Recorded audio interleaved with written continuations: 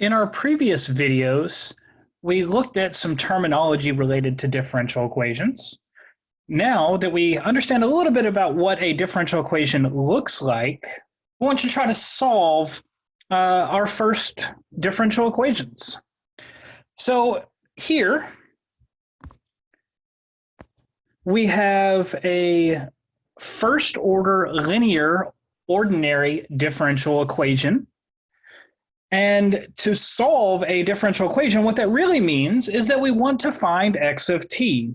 This x prime and x, those represent the derivative of some function x, and then it's the function x itself.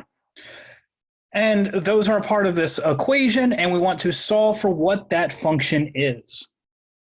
So how do we do that? Well, that's what we're going to cover in this video. And then we'll have a couple more videos from this section to go through several examples. But we're going to look at the theory behind how to come up with our method in this first video. So we want to find x of t. Let's suppose that what would happen if the derivative of a1 of t was in fact equal to a naught of t. Oops, left off a parentheses, there we go.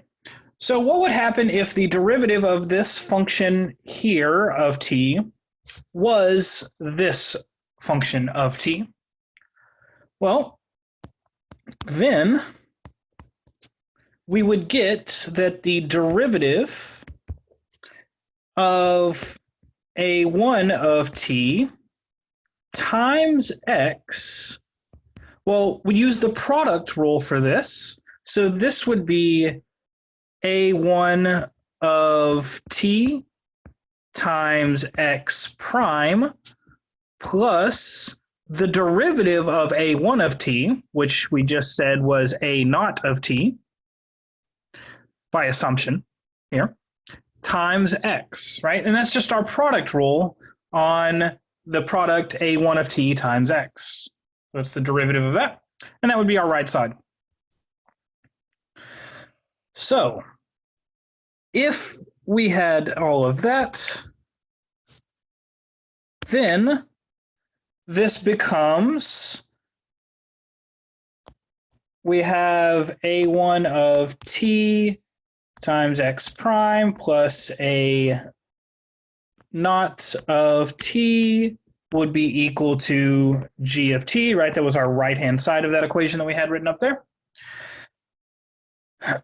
So all of this would become the derivative of a1 of t times x is equal to g of t, because we just said that this left side was equal to this. Well, if we have something like this bottom equation, then we can integrate both sides with respect to t. So the integral of a1 of t times x, the derivative of all of that, is going to, with respect to t, excuse me, is going to equal the integral of g of t with respect to t. Well, the integral of the left side is just that product.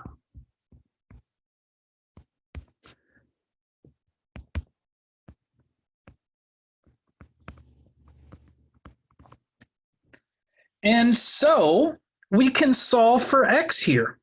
This tells us that x is equal to the integral of g of t dt divided by a1 of t. And right, all we did was divide by a1 of t on both sides there to solve for x. So if we have that the derivative of a1 of t was equal to a naught, right? That was our assumption back at the beginning. Then we can solve this differential equation and we can find the function x. And that function is specifically the integral of g of t divided by a1 of t. So let's see if we can force that to happen. And it turns out we can. We can always manipulate the equation so that we get something like that. And that will be our method for solving these problems. So let's rewrite our initial problem again. A1 of t. Oh, it's not writing for some reason. 1 second.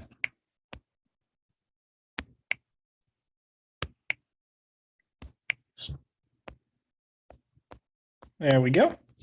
So a1 of t x prime plus a naught of t times x is equal to g of t. So the first thing we want to do is write in standard form.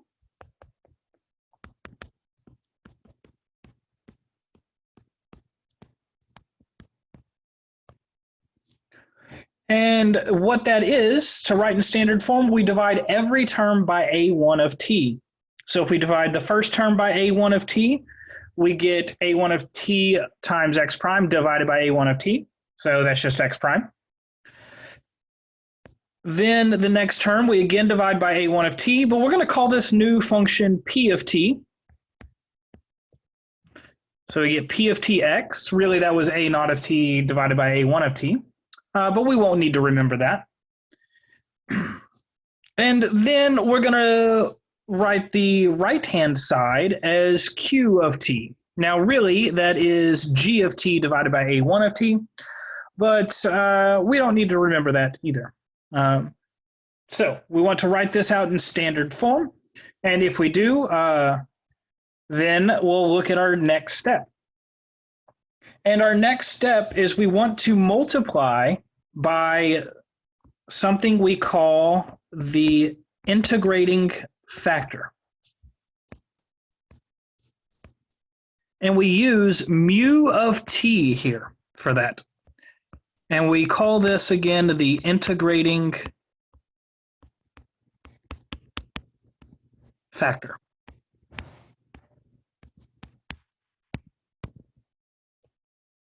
So our integrating factor is going to be mu of t, and we're going to multiply our entire equation by that. So let's do that. If we do that, then this becomes mu of t x prime plus mu of t times p of t x, and that is equal to mu of t q of t. Now, earlier we said that if the thing in front of the x prime, if the derivative of that function in front of the x prime was equal to the function in front of the x, then we knew how to solve this problem. So what we want is the derivative of mu of t. We want that to equal mu of t times p of t. If that were the case, so if we can find some mu of t to multiply by so that this happens, then, as we had seen earlier in this video, then we can solve for our function x. Well, guess what? We have a function that satisfies that property, and this is actually something you should be familiar with, right? What do we want? We want the derivative of some function to be that original function times some p of t. Well, let's think about e raised to the p to the integral of p of t dt. Let's think about that function right there. If we take the derivative of this,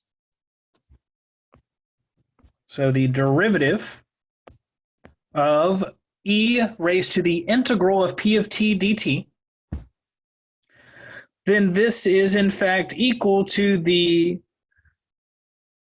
to e raised to the integral of p of t dt times, well, to do this, we multiply by the derivative of the function up in the exponent there. Well, the derivative of that integral just goes back to p of t. So the derivative of this function is that same function times p of t. So what this tells us is that our integrating factor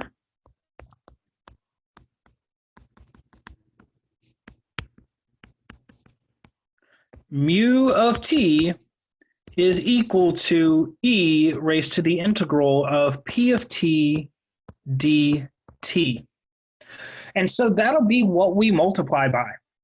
So our method for solution for these types of problems will be to write the differential equation in standard form and then multiply everything by some integrating factor mu of t, which is specifically will be e raised to the integral of that p of t function that we get once we put it into standard form. And then once we do that, we finish out the problem as we showed at the beginning of this video. And that's going to end our first video. I will have another one up that will take us through how to solve some specific examples. So we'll just go through specific examples using this technique.